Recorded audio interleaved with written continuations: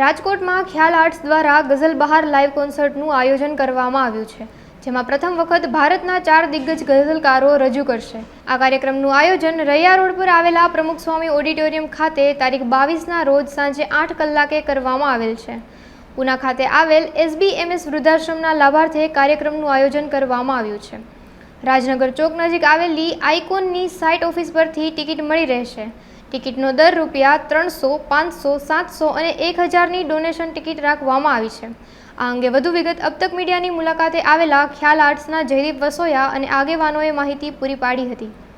નીતુભાઈ જીબા અને આ કાર્યક્રમ અમે લોકો બધા મિત્રો ખ્યાલ આર્ટ્સ નામનું ગ્રુપ ચલાવીએ છીએ કે જેના દ્વારા સંગીતના અને કલાના જુદા જુદા આયામો સર કરી અને અમે જુદા જુદા કાર્યક્રમો કરીએ છીએ. દર વર્ષે 2 કે 3 કાર્યક્રમોનો અમારી ગણતરી હોય છે.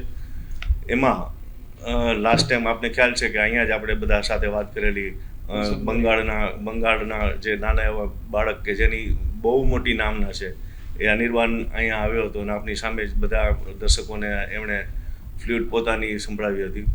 એ જ કાર્યક્રમમાં નક્કી થયેલું અને એક ખોસલા સાહેબ જે ત્યારે અતિથિ વિશેષ તરીકે આવ્યા હતા, આ કાર્યક્રમ ગઝલ બહાર કાર્યક્રમ છે એ 22મી જૂને રાત્રે 8 કલાકે શાર્પ પ્રમુખ સ્વામી ઓડિટોરિયમમાં શરૂ થશે.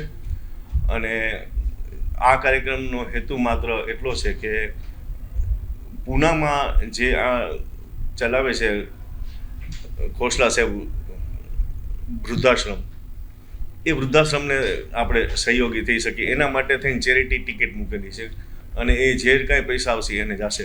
પણ મૂળ મુદ્દો જે ખ્યાલ આર્ટ્સનો છે એ છે કે આપણા સૌરાષ્ટ્રના સંગીત પ્રેમી લોકોને જુદા જુદા આવા ઉચ્ચ કક્ષાના બધા જે સંગીતકારો છે, ગીતકારો છે, એ બધાને અહીંયા નિમંત્રિત કરી એમનો લાભ લઈએ આપણે બધા સાથે મળી અને એક નવો આયામ આપણે ઊભો. આ કાર્યક્રમની જે ડોનેશન ટિકિટ અમે લોકો વિતરિત કરવાના છીએ એ ડોનેશન ટિકિટ છે એ આઇકોનિક એક બિલ્ડિંગ અત્યારે બની રહ્યું છે નાના રોડ પર.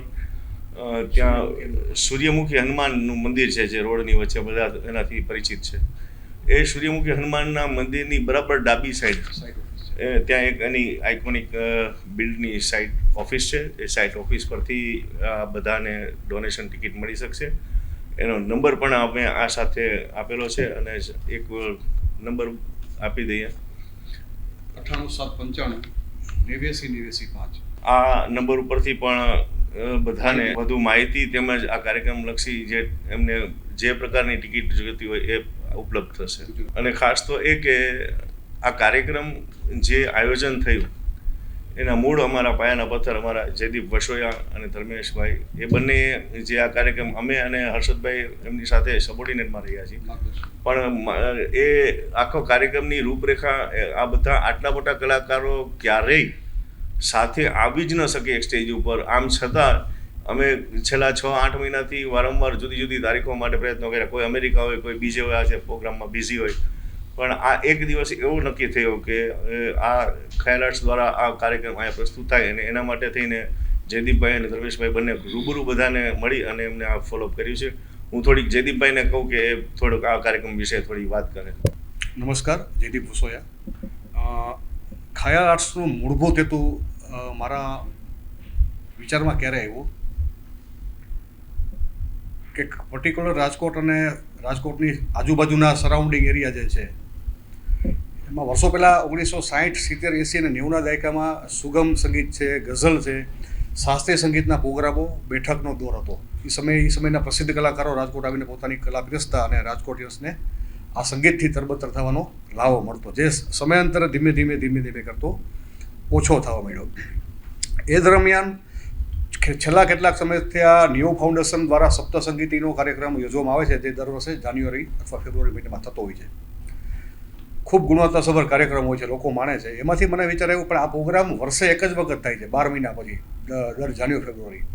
મને વિચાર આવ્યો તો એની વચ્ચે ખ્યાલ આર્ટ્સ દ્વારા જૂન મહિનાની આસપાસ એક પ્રોગ્રામ કરવામાં આવે તો દર 6 મહિને રાજકોટની ઓડિયન્સને એક ગુણવત્તાસભર ક્લાસિકલ, લાઇટ ક્લાસિકલ, ગઝલ, સુગમને લગતો કાર્યક્રમ મળી રહે. અને માત્ર કાર્યક્રમની પણ કાર્યક્રમની પાછળ એક સંગીતથી આપણી જે ભારતીય શુદ્ધ સંગીત, શાસ્ત્રીય સંગીતનો જે વારસો છે એનાથી બાળકો યંગ જનરેશન કનેક્ટ થાય, નજીક આવે અને શુદ્ધ અને સાચું સંગીત શું છે એ જાણવા મળે, એ મારો મેઇન હેતુ છે. બીજા નંબરમાં કાર્યક્રમોનું સ્તર એટલું જાળવી રાખવું કે એમાંથી કંઈક મેસેજ મળે, જે ગાયકોને, પ્રોફેશનલ સંગીતકારોને અને વિદ્યાર્થીઓને પણ એમાંથી નોલેજ મળે. એવા જ 2 કાર્યક્રમો મેં ભૂતકાળમાં કરેલા, જેમાં પેલો કાર્યક્રમ બરસે બદરિયા, જે ભારતનો સર્વપ્રથમ ઓડિયો વિઝ્યુઅલ ટ્રાયો પ્રોગ્રામ હતો, જેનો ખૂબ બહોળો પ્રતિસાદ મળેલો. બીજા નંબરના કાર્યક્રમમાં જગદીશસિંહ સાહેબની 10મી ઓક્ટોબરે પુણ્યતિથિ મેં ઉજવેલી, જે એમના લાઈફ સેશનના જે અજાણ્યા પહેલું છે એમના વિશેની ડોક્યુમેન્ટરી મૂવીનું અમે સ્ક્રીનિંગ કરેલું. એમાં પણ ખૂબ લોકોનો પ્રતિસાદ સારો મળ્યો.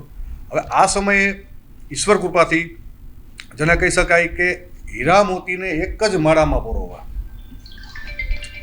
તો આ કાર્યક્રમમાં ગઝલ બહાર કાર્યક્રમમાં જે ગાયકો તથા સંગીતકારો આવી રહ્યા છે, જેણે પ્રસિદ્ધિના મુકામો અસર કર્યા છે, માત્ર ગાયકો નહીં પણ સંગીતકારોમાં પણ હાર્મોનિયમ વાદક ઉસ્તાદ અખલાક હુસેન વારસી, કે જેમની ઉપર સંગીત વિશારદ કરતા બાળકો, વિદ્યાર્થીઓ PhD કરી રહ્યા છે, જેમણે 20 વર્ષ જગજીતસિંહ સાથે વગાડ્યું, છેલ્લા 20 વર્ષથી હરિહરન, તલત અઝીઝ, ઉસ્તાદ રશીદ ખાન જેવા પ્રસિદ્ધ ગાયકો સાથે પોતે સંગીત આપી રહ્યા છે. એવા જ બીજા સુશાંત શર્મા, ગિટારિસ્ટ, કે વર્ષોથી પોતે જગજીતસિંહ સાથે સંગીત કરી રહ્યા છે.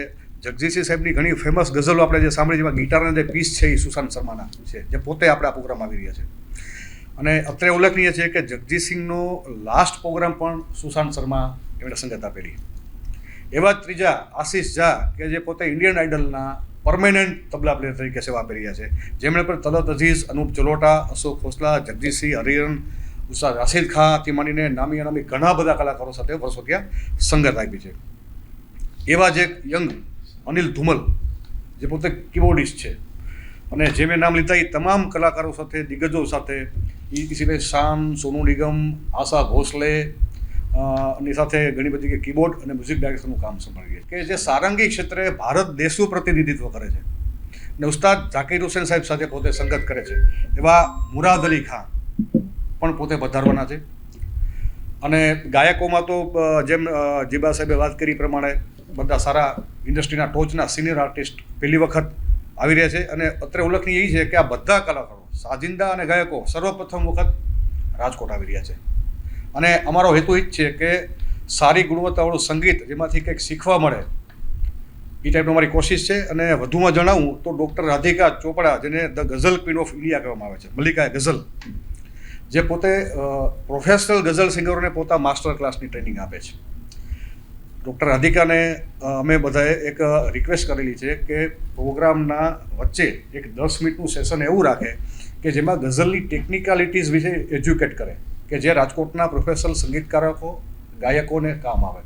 કે વોટ ઇઝ ધ ગઝલ, મતલા છે, શેર છે, શાયરી છે, એનું પ્રોનાઉન્સિએશન, ઉચ્ચારણ શું, વ્યાકરણ શું છે, આ બધું 10 મિનિટનું સેશન એવો રાખેલો છે જે પ્રોફેશનલ કલાકારોને કામ આવે. એટલે એમને તો ગાતા સાંભળવા તો લાવો છે, પણ સ્પીચ આપતા સાંભળવા પણ બહુ મોટો લાવો. અમારી અપીલ છે કે આ ક્ષેત્ર સાથે જોડાયેલા સંગીત પ્રેમીઓ, ગઝલ પ્રેમીઓ ને માટે once in a life time આ ચાન્સ છે કલાકારોને મળવાનો. અને આ પ્રોગ્રામની બાય પ્રોડક્ટ, કે જે પ્રોગ્રામની ઇન્કમ છે, એ અમે વૃદ્ધાશ્રમને પણ કરવાની છે. Thank you.